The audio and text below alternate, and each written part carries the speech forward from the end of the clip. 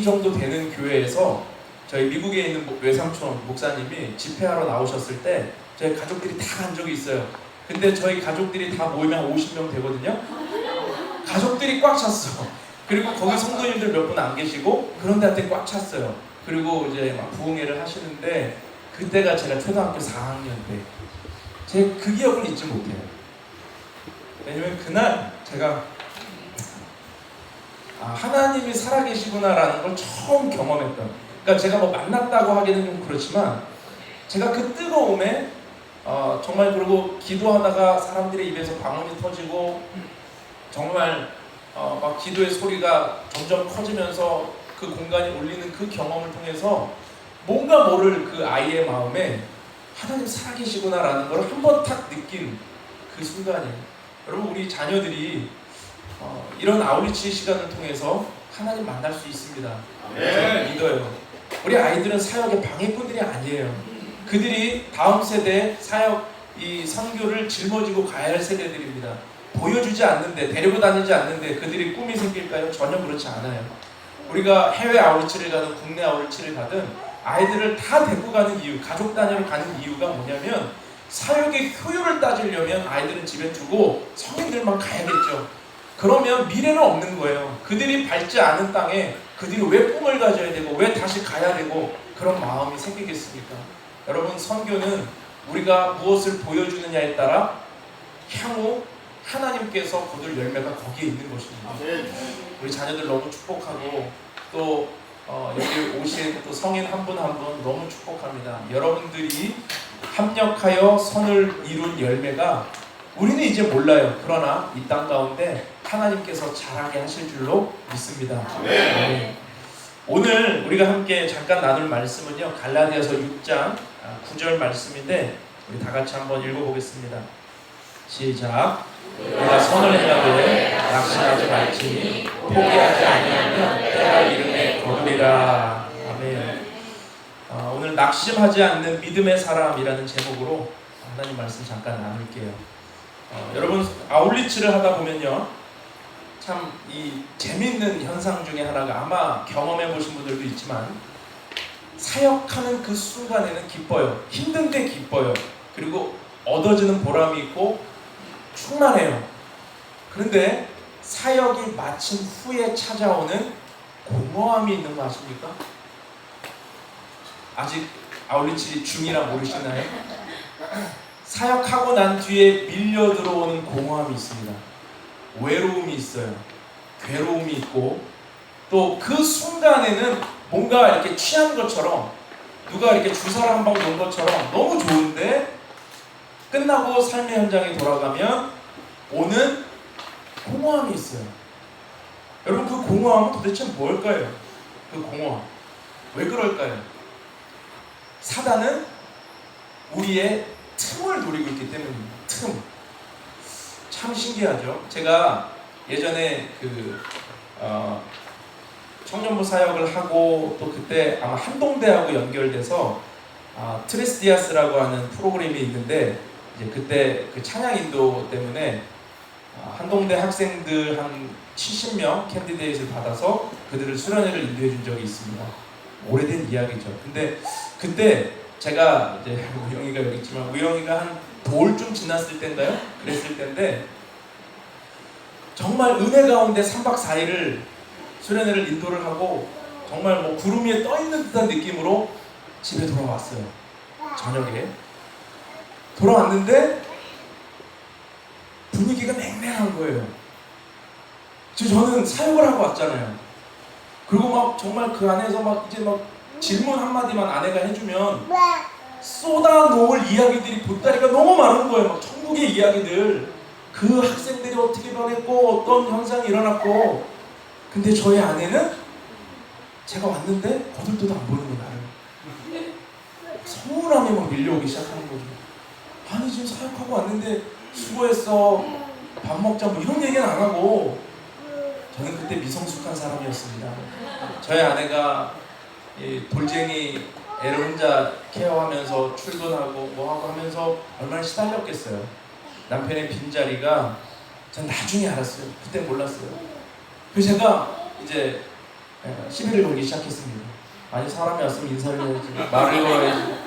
아니 지금 이렇게 수고하고 하는데, 아니 지금 뭐 하는 거야?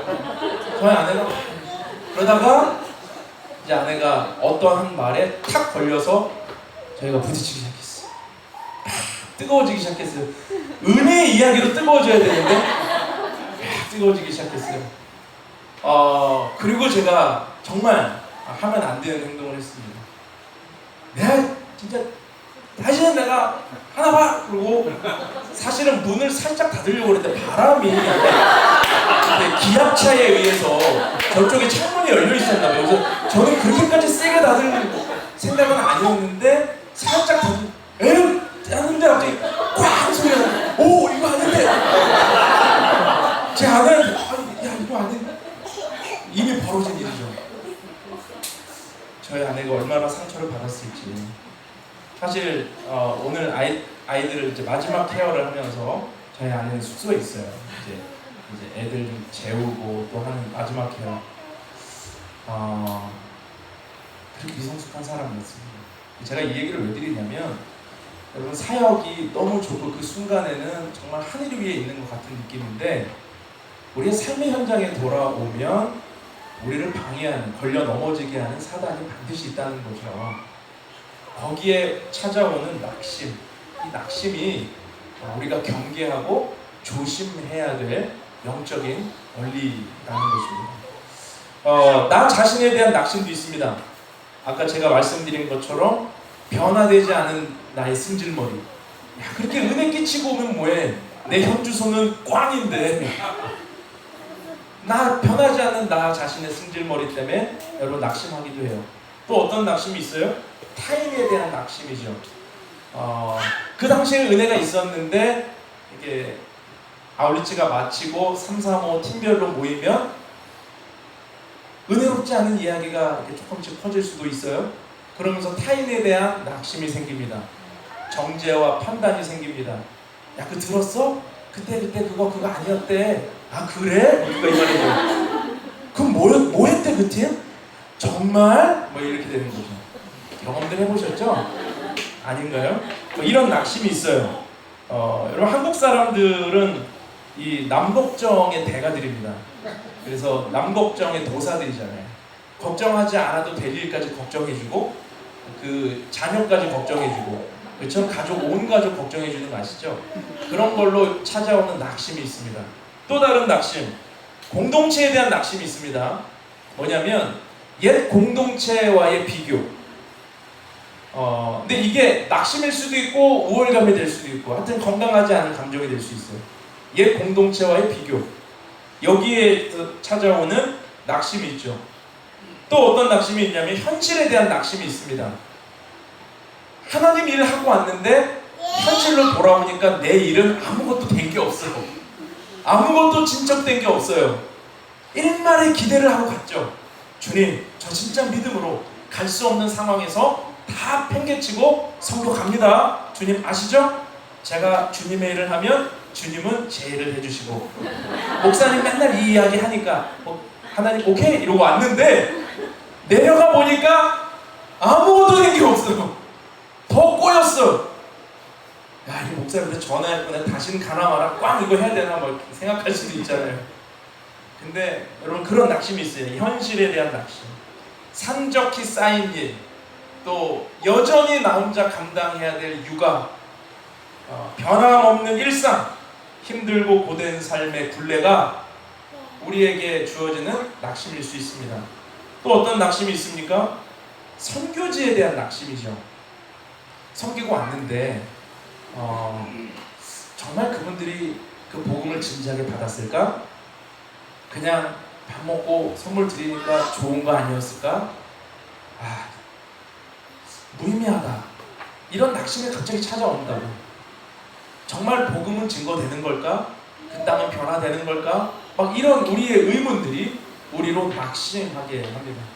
여러분 그 낙심, 공허함, 우울함이 찾아올 때 그것을 우리가 처리하지 않으면 여러분 우리는 선교에 대한 오해를 갖게 되고 하나님의 이미지가 망가지게 되고 우리의 믿음의 진전이 아니라 오히려 선교하고 나서 후퇴될 수 있어요. 여러분, 그래서 우리가 낙심하지 않는 믿음의 사람이 되기 위해서 오늘 이 말씀을 우리가 붙들기를 원합니다. 다시 한번 읽어보시죠. 갈라디아서 6장 9절 말씀 같이 한번 읽겠습니다. 시작. 우리가 선을 행하되 낙심하지 말지니 포기하지 아니하면 때가 이르매 거두리라. 아멘. 자, 그럼 낙심하지 않는 믿음의 사람이 되려면 어떻게 해야 될까? 오늘 세 가지 함께 나누고 기도하겠습니다. 첫 번째 우리가 기억해야 될 것은 내 감정보다 주님의 복음을 우선하라 라는 것이죠. 내 감정보다 주님의 복음을 우선하라. 여러분, 우리가 가장 속는 게 뭐냐면요, 남의 말도 아니에요. 사실 내 감정이에요. 여러분, 내 감정이 나의 하나님이 될 때가 얼마나 많은지 모릅니다. 경험해 보셨죠? 모두가 좋은데 내 감정이 하나 상했잖아요. 그럼 나는 싫은 거예요. 나는 두 번도 하기 싫은 거예요. 내가 직분자고 믿음 생활을 오래 했고 순종에 대해서 많이 교육받았고 예배 깊이 드리는 사람이에요. 근데 내 안에 감정 하나가 틀어지면요, 불신자보다 더, 표현을 좀 이해해 주세요, 마귀짓 할 때가 있습니다. 왜 그래요? 내 감정이 하나님이 될 때가 있기 때문에. 여러분, 우리는 감정에 속으면 안 돼요. 사실 낙심이라고 하는 단어도 우리 감정에 속아서 생기는 일입니다. 우리가 판단하고 우리가 정죄하고 우리가 생각하고 우리가 계산하니까 낙심이 생기죠. 그러나 그건 내 감정에 불과해요. 우리 옆에 계신 분들한테 이렇게 한번 이야기하세요. 당신 감정에 속지 마세요. 반말하지 마시고, 네 감정 이렇게 하지 마시고, 당신 감정에 속지 마세요. 또 하나 인사하십시오. 당신 느낌에 속지 마세요. 여러분, 인생을 감으로 사는 사람들이 있습니다. 아시죠? 인생은 감이야. 뭐 이렇게 따지거나 계산 안 해. 아예 감이야, 감. 요리도 감으로 하는 분들이죠. 근데 그게 더 맛있을 때가 있어요. 그러니까 자기 감을 딱 믿죠. 근데 여러분, 감, 느낌, 여기에 속으면 안 됩니다. 우리가 감정에 속지 않으려면은 이 중요한 원리를 붙들어야 돼요. 복음이 우선이다. 한번 따라해 보실까요? 복음이 우선이다. 복음이 우선이다. 여러분, 크리스찬은 모든 행동의 기준이 복음과 공동체의 유익이 있어야 됩니다. 그러니까 내가 지금 이 말을 한마디 내뱉는 것이, 내가 지금 이 행동을 하는 것이 복음에 도움이 되는가, 공동체의 유익이 되는가, 이거 두 가지만 생각하면 해야 될지 말아야 될지가 결정이 돼요. 근데 내 감정에 속으면 내지르고 보는 거죠. 소리 지르고 보는 거죠. 꽝 닫고 보는 거죠. 여러분, 그러나 우리의 감정에 속지 않으려면 복음을 우선하기를 주님의 이름으로 축원합니다. 비본질적인 감정이 휘둘리면요, 본질을 놓치게 돼요. 열왕기상 19장에 보면 엘리야 선지자가 이미 18장에서 850대 1의 영적 전쟁을 이기고 엄청난 승리의 이 주인공이 되어 있는데, 19장에 넘어와서 이세벨 이 왕비의 말 한마디에 쫄아가지고 광야로 도망가거든요. 내가 반드시 너를 죽이리라 그랬더니 변화되지 않은 이 땅과 백성들을 보면서 엘리야가 아주 그냥 쫄아서 광야로 도망 들어가요. 그리고 로뎀나무 그늘 아래 숨어서 하나님, 나 죽여주세요. 나 데려가세요. 이 백성은 소망이 없습니다. 변화되지 않습니다. 막 외치는 거죠. 그런데 그때 하나님이 엘리야 선지자에게 뭐라고 하시는지 아세요? 너 혼자만 잘 믿는 줄 아느냐? 너 혼자만 서 있는 줄 아느냐? 바알에게 무릎 꿇지 않은 7,000명이 내가 남겨두었다 라고 말씀하십니다. 바알에게 무릎 꿇지 않은 7,000명. 여기서 우리가 중요하게 가져야 될 포인트가 뭐냐면요, 지금 엘리야 선지자는 자기 감정에 속았던 거예요. 자기 감정, 자기 느낌. 아니, 하늘에서 불이 떨어졌는데도 변화가 안 되네? 사람들이 바뀌질 않네? 이세벨이 안 바뀌네? 아합이 안 바뀌네? 도대체 뭔 짓을 해야 바뀌는 거야? 막 이런 자기 감정. 실패한 것 같고 패배한 것 같고 아무런 진척이 없는 것 같은 이 감정, 이 느낌, 여기에 속고 있었던 거죠. 그러니까 낙심이 찾아오고 아무것도 안 돼요. 되는 게 없어요. 하나님, 이제 나 데려가 주세요. 나 아무것도 못해요. 이렇게 얘기하는 거죠. 그때 하나님이 하시는 말씀이, 핵심이 뭐냐면 네 감정에 속지 마라. 네가 했던 기적의 역사, 복음의 역사는 지금 하나님 앞에 온전히 서 있는 사람들을 통해 계속 이루어지고 있다라고 하는 거죠. 여러분, 우리가 선교하면서 버려야 될 오해가 있다면요, 우리라고, 나만 잘하고 있다, 우리만 잘하고 있다라고 하는 오해입니다. 이거 버려야 돼요. 영적 교만입니다. 전혀 그렇지 않아요. 우리만 건강하다? 아니에요. 저는 사실 우리 교회는 건강한 교회입니다, 이런 얘기하기도 저는 조금 부담스러워요. 왜냐하면 그 판단은 우리가 하는 게 아니에요. 우리가 슬로건처럼 외친다고 해서 우리 교회는 건강한 교회예요, 여러분 아세요? 우리 교회 건강한 교회예요, 건강한 교회예요. 저는 그건 듣기에 따라 나름인데, 그냥 헌신하지 않는 성도들이 듣기에 우리 교회 건강한 교회야, 근데 그 사람은 헌신하지 않아, 성교제에 가자고 해도 가지 않아, 꽹과리를 울려도 춤추지 않아요. 그런데 강단에서 울려지는 건강한 교회입니다 라는 메시지에 자기 만족할 때 얼마나 많냐는 거예요. 그래, 나 건강해, 나 건강해. 여러분, 건강하지 않아요. 건강하고 건강하지 않고의 판단은 오직 주님께 있는 것입니다. 네. 그것이 목회자의 입을 통해서 우리 건강한 교회라고 이야기할 때 그걸 듣는 성도들이 아멘 한다고 건강해지는 게 아니고, 여러분, 진짜 건강한 건 뭐냐면 우리 감정에 속지 않고 복음을 우선하고, 우리 감정에 속지 않고 공동체의 유익을 우선하고 있는 거, 이거 판단해야 된다는 거죠. 여러분, 우리 감정에 속지 않게 되기를 축복합니다. 아멘. 하나님이 엘리야 선지자에게 말씀하셨던 바알에게 무릎 꿇지 않은 7,000명을 남겨도 너만 잘하고 있는 거 아니야 라고 하는 거, 여러분 이거 꼭 기억하셔서 우리가 우리의 느낌이 아닌 복음을 우선할 수 있는 그런 믿음의 사람들 되기를 축복합니다. 네. 두 번째 기억해야 될 것은요, 내 뜻보다 주님의 뜻이 이루어지기를 소망하라라는 것입니다. 여러분, 이 세상에서 가장 끔찍한 일이 뭔지 아세요? 내 기도 제목대로 이루어지는 거예요. 웃질 않으시네요. 이미 심각해지셨나? 아니, 좀 졸릴 타이밍인가요? 조금씩 고개가 막 떨어질 것 같아요. 여러분, 가장 끔찍한 일은 내가 구한 대로 이루어지는 거예요. 목사님 너무 말씀을 막 하시네요. 제가 어떻게 기도하고 있는지 모르시면서. 저는 지금 그런 얘기를 하고 있는 게 아닙니다. 우리의 욕망으로 기도한 것, 내 생각으로, 내 욕망으로, 완전히 내 욕심으로 구한 것, 그것대로 이루어지게 된다면 여러분, 우리는 그 이루어진 응답 때문에 망하는 자리에 서게 될 거예요. 목사 입에서 망한다라고 이야기하니까 죄송합니다. 그런데 정말 그래요. 여러분, 우리는 내 뜻이 이루어지기보다 주님의 뜻이 이루어지기를 소망하셔야 됩니다. 우리가 이거 놓치면 다 놓치는 거죠. 신앙생활에서 가장 중요하게 붙들어야 될 한 가지, 내 뜻이 아니라 하나님의 뜻이 이루어지기 원합니다. 네. 하나님의 생각은 우리의 생각과 달라요. 아시죠? 하나님의 길은 우리의 길과 다릅니다.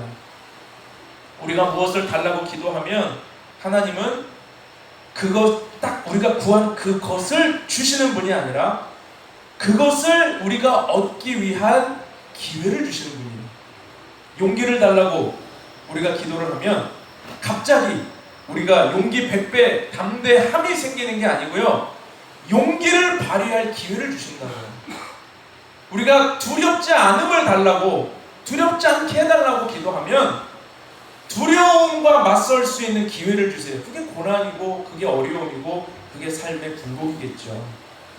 그런데 우리가 용기를 갖고 담대함을 갖고 두려움을 이길 수 있는 힘을 구했는데 왜 고난을 주시냐고 하나님 앞에 얼마나 좌절하고 땡깡 쓸 때가 많습니다. 그런데 하나님의 뜻은 거기 있지 않아요.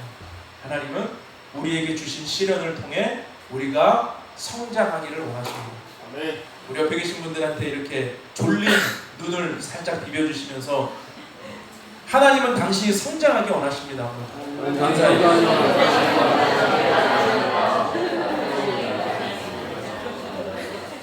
기억하십시오. 여러분, 낙심하지 않으려면 내 생각과 다른 현상이 벌어졌어요. 그러면 어떻게 생각해야 돼요? 주님이 일하시는구나. 주님이 일하시는구나. 이렇게 생각하십시오. 그러면 낙심하지 않습니다. 마지막 세 번째, 나의 때가 아니라 주님의 때를 신뢰하라라는 것입니다. 여러분, 우리는 우리에게 불치병 하나가 있다면요, 조급함이죠. 조급함. 그래서 우리는 어떤 하나님을 원하세요? 기도하고 있는데 응답이 돼. 그러니까 이제 사도행전에 보면 사도행전 12장인가요? 거기 보면 이제 초대교회 성도들이 옥에 갇힌 베드로를 위해서 막 기도하잖아요. 기도하고 있는데 응답이 이루어졌어요. 밖에 베드로가 서 있어요. 우리는 그걸 원하잖아요. 그렇죠? 그래서 여러분 어떤 간절한 기도 제목이 생겼을 때 하나님께 열심히 기도해서 이 집회 마치고 나가면서 전화가 톡톡톡 올 것 같아. 사장님 그거 해결됐습니다 이렇게 할렐루야 막 다시 들어가서 1시간 또 기도하고 나오고 이걸 꿈꾸잖아요. 근데 우리의 현실은 어때요? 물론 그런 하나님을 경험하시는 분들도 있죠. 근데 우리는 늘 조급함에 전전긍긍. 최근에 참 이 이야기는 우리 성도님들하고 좀 나누고 싶었는데요. 최근에 어떤 일이 하나 있었냐면 이제 제가 이제 개척교회를 하니까 이것도 겪게 되는 일인 것 같아요. 사방에서 이렇게 도움을 요청하는 우리 교회 핸드폰 번호가 인터넷상에 올려져 있나 봐요. 그래서 어떤 경우로 문자, 전화 또는 뭐 편지 계속 와요. 그런데 제가 그래도 나름 큰 교회 행정 목사를 오래 해봤잖아요. 알죠? 다 알죠. 그래서 어떻게 응대하냐면 응대를 합니다. 예, 그런 사정이 있으시군요. 다 들어요.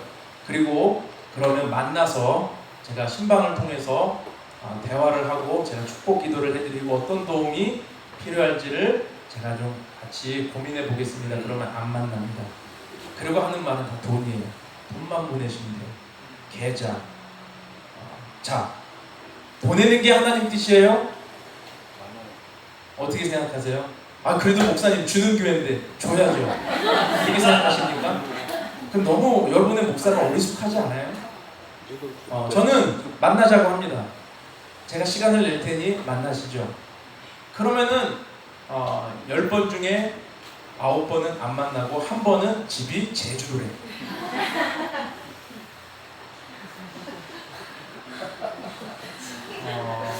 여러분 우리가 이런 시대를 살아가고 있죠. 근데 최근에 이제 우리 박영준 전사님이 그 형님 그 고통사고 나고 정신없는 가운데에서 제가 필리핀 아웃리치 기간이었기 때문에 교회 핸드폰을 맡기고 갔었어요. 어떤 응대가 오면 좀 응대를 해달라고. 근데 얼마나 정신없는 상황이었겠어요. 그러니까 응대를 못한 거예요. 그러다가 문자를 한 이틀 지난 거에 문자를 보냈는데 그분이 왜 이렇게 기다리는 사람 생각도 안 하고 응대가 늦냐고 하면서 이렇게 문자가 설전이 있었더라고. 그래서 제가 갔다 와서 봤어요. 그리고 나서 또 문자가 와서 응답을 하려고 하는데 자기 혼자 이제 화가 난 거예요.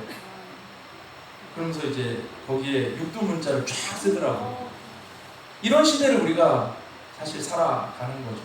근데 제가 이 일을 겪으면서 어떤 생각이 들었냐면 우리가 상황과 환경만 다르지 하나님께 이렇게 기도하고 있지 않나 싶습니다. 하나님은요, 우리가 기도하면 우리의 기도 현장 속으로 들어오셔서 왜 그것을 구하는지 정말로 너에게 필요한 게 뭔지를 알아봐 주시기를 원하는데 우리는 어떻게 해요? 아니 하나님 그것만 주시면 돼요. 그것만 주시면 된다니까. 그것만. 아니 그것만 주시면 돼요. 딱 그거. 딱 그것만. 여러분 이렇게 기도하고 있지 않으세요? 내 때, 내 타이밍. 아니 그때 말고 지금 말고 또 이때 이렇게 우리가 원하는 그 포인트만 정확하게 짚어주기를 원하시는 하나님, 그 하나님 찾고 계시지 않습니까? 때로는 하나님께 계속 기도하는데 무응답이에요. 그럼 하나님께 막 화도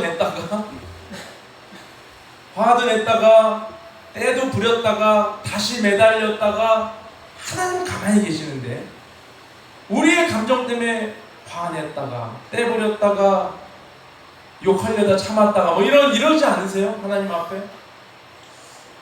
여러분 우리가 하나님 앞에 구할 때 우리의 조급함이라고 하는 질병에 사로잡혀 있지 않게 되기를 축복합니다. 여러분 인내하셔야 돼요. 하나님의 때를 신뢰하셔야 됩니다. 하나님의 때가 완전한 때라는 것을 믿으시기 바랍니다. 우리는 지금일지 몰라도 하나님은 아니라고 하신다면 그것조차도 받아들일 수 있는 게 믿음이죠. 하나님의 때를 신뢰하십시오. 내 때에 이루어지지 않고 하나님의 때에 이루어지는 것이 더 큰 응답이 될 수 있다라고 하는 것을 기억하는 은혜가 있기를 바랍니다. 때로는요, 우리의 자녀의 때에 이루어지는 응답도 있어요. 우리의 자녀의 때. 저희 외가 쪽이 지금은 이제 외삼촌들도 목사님이시고 뭐 다 하는데, 그 전에는 저희 외할머니 살아계셨을 때는 외할머님이 미국에서 예수님을 만나기 전에 65세까지는 거의 반보살로 이 땅에 사셨었거든요. 그러다가 변화되셨는데, 그 외할머니의 시어머니, 이게 족보가 복잡하네. 외할머니의 시어머니가 믿음의 사람이었어요. 근데 혼자 교회를 다니시고, 그런데 미국에 있는 외삼촌을 어렸을 때 글을 못 읽으시니까 네가 좀 성경 좀 읽어달라고. 그리고 그 외삼촌은 어렸을 때 빨리 나가서 놀고 싶은데 할머니가 성경책 읽어달라고 하니까 그거 읽어주셨다는 거예요. 뭔 말인지 모르는데, 옛날에는 이렇게 써있는 성경 아시죠? 오른쪽에서 왼쪽으로 읽으면서 뭔 말인지도 모르는데 할머니 좀 좋으시는 것 같으면 나가려고 그러면 기영아 어디 가냐 또 읽어라 계속 읽고. 근데 그 할머님이 글도 모르시고 하셨지만 기도 제목 하나는 가족 구원이고 복음화예요. 근데 어쨌든 뭐 그 옛날에 혼자 믿는다는 게 여인의 신분으로 믿는다는 게 쉽지 않죠. 밖에도 있었을 거고. 그런데 그분의 기도 제목이 그 아들 때에는 이루어지지 않았지만 반보살로 뭐 유명한 사찰마다 기와 등 달고 자라 방생시키고 막, 지금 어느 사찰에 제 이름 있을 수도 있어요. 우리 할머니 외할머니가 달아나갖고 그런 집안이었는데, 지금 이렇게 목회자 가정으로 믿음의 가정으로 변화될 수 있었던 거는, 저는 그 할머니, 우리 외할머니의 시어머님의 그 믿음의 기도가, 읽기 싫은 손주 성경책 읽어달라고 했던 그 손주가 예수 만나서 가족 전체를 구원시키는 통로가 됩니다. 여러분, 우리의 때에는 응답 안 될 수 있어요. 동트기 직전이 가장 어둡다고 하잖아요. 여러분이 기도했던 제목이 불가능으로, 응답 불가능이라고 하는 생각이 들어올 수 있습니다. 그런데 동트기 직전이라는 생각을 가지세요. 그리고 하나님의 때에 하나님이 이루시면 우리는 낙심으로부터 자유케 될 수 있습니다. 여러분 꼭 기억하십시오. 하나님의 때는 우리가 결정하는 거 아닙니다. 하나님의 완전하게 이루실 그때가 있다라는 걸 신뢰하시고 주님의 능력 가운데 나아가는 우리 모두가 되기를 주님의 이름으로 축원합니다. 찰스 스펄전 목사님이 이런 얘기했어요. 달팽이는 인내함으로 방주에 올랐다.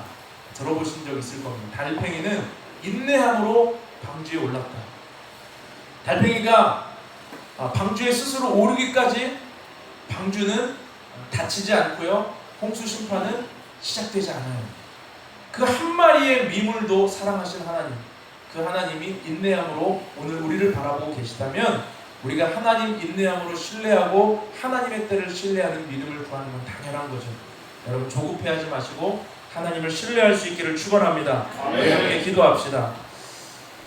여러분 가슴에 손을 대시고, 오늘 우리가 선교 후에 혹 갖게 될 낙심에 대해서 점검해 보았습니다. 여러분 선교 후에 선한 일을 행한 이후에 찾아오는 공허함, 또 우리에게 밀려 들어오는 우울함, 낙심의 마음, 감정에 속지 않기를 원합니다. 하나님, 우리가 감정에 속지 않고 복음에 우리가 우선하는 삶을 살아가게 하여 주시옵소서. 내 감정이 중요하지 않습니다. 하나님, 복음을 붙들고 살아가는 믿음의 사람 되게 하여 주옵시고, 우리가 기도하며 나아갔던 모든 자리자리마다 성령의 역사가 임하게 하여 주시옵소서. 우리의 감정에